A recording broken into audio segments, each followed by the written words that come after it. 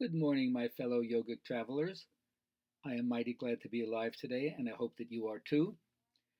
Continuing with my talks about the different gurus who I've been studying with over the years, their influence on my life. Yesterday we talked about Nisargadatta Maharaj, one of the non dualist Advaita Vedanta gurus.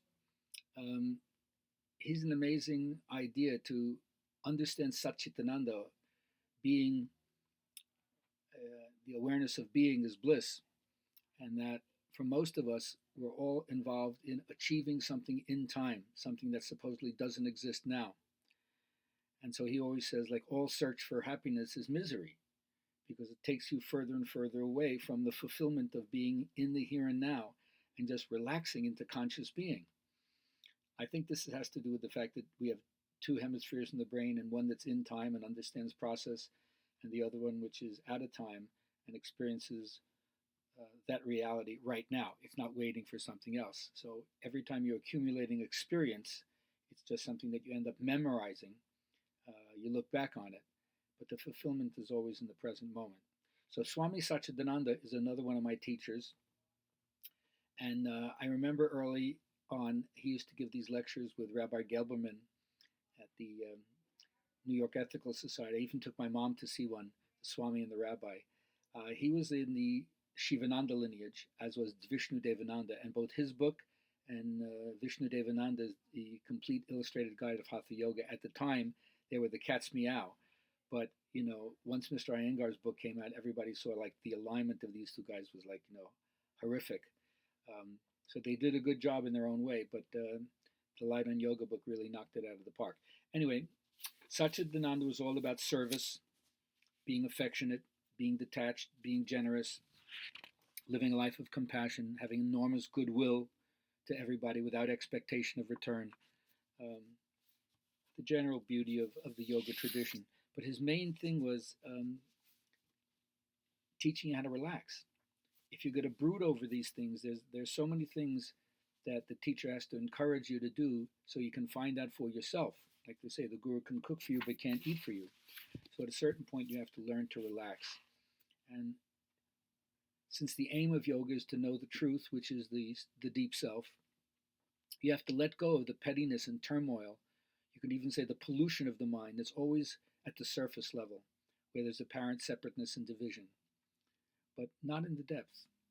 And so, how do you go into the depths? Well, first, you have to learn to concentrate. If your mind is scattered, it stays superficial. Like they say, the straw is light, floats on top, the gem is heavy, it drops to the bottom. So you have to relax your body, whether you sit in a comfortable position that doesn't distract your attention so you can stay there and not move for a while, or you lie down in Shavasana. It doesn't matter whether you keep the spine erect or you relax the spine. Of course, that's why Hatha Yoga is beneficial because it strengthens your muscles in your back, relaxes your leg muscles so you can sit. But even if you have to sit in a chair, it doesn't matter. The important thing is to feel how to distribute your weight evenly and then find the center of the gravity for yourself. And then just concentrate on your breath. You just begin simply by watching the next breath. You just inhale and exhale a few times deeply. You're not even doing pranayama. It's just a matter of allowing your mind to follow the breath, forget the entire outside world completely. Total awareness is just on what you're doing with your breath right now. And then continue to go inward into the very source of personality. And again, the whole idea is not to put any effort into your breathing. Just allow the breath to flow normally. And then you realize by focusing on that, your mind stops being distracted by something other than that. And then you're completely brought into the here and now. And the key always is passivity. Whatever modality you use, whether it's stretching, breathing, relaxing, meditating, be a recipient.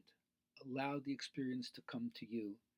Let go of your will that's kind of making the experience happen and just receive it, which then becomes a kind of grace. And then you understand his main message.